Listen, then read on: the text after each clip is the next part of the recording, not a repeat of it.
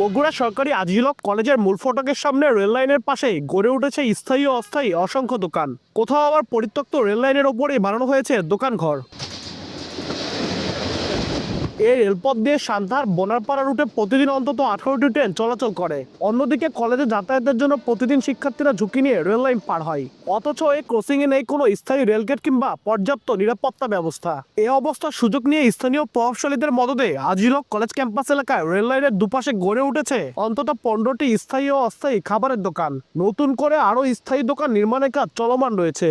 সর্বশেষ গত 9 জানুয়ারি কলেজ এলাকার প্রায় আধা কিলোমিটার এলাকা জুড়ে রেললাইন সংলগ্ন ফাঁকা জায়গা দখলের উদ্দেশ্যে বাঁশের খুঁটির সঙ্গে হলুদ রঙের দড়ি টাঙিয়ে দেয় দখলদাররা। এই যে আমাদের এই ক্যাম্পাসের সামনে অবৈধভাবে জোর জবরদস্তি করে দোকান দেওয়া হচ্ছে।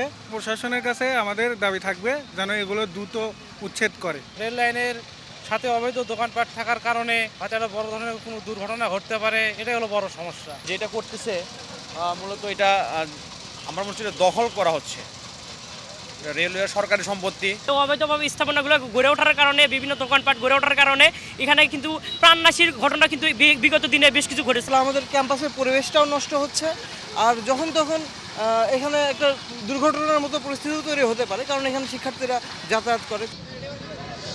দ্রুত প্রতিষ্ঠানটির সামনে রেলের জায়গায় গড়ে ওঠা স্থাপনা সরিয়ে নেওয়ার দাবি অধ্যক্ষের। এই জায়গাটাতে অতীতেও দুর্ঘটনা ঘটেছে, প্রাণহানিও ঘটেছে।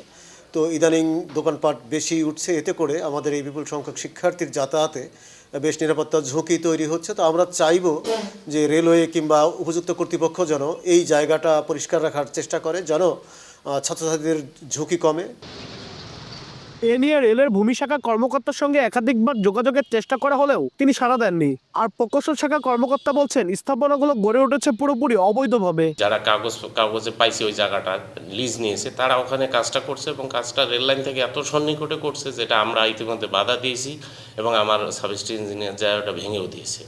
এবং আমরা চাই না রেল লাইন থেকে অ্যাটলিস্ট 15 ফিটের ভিতরে কোনো স্থাপনা হোক।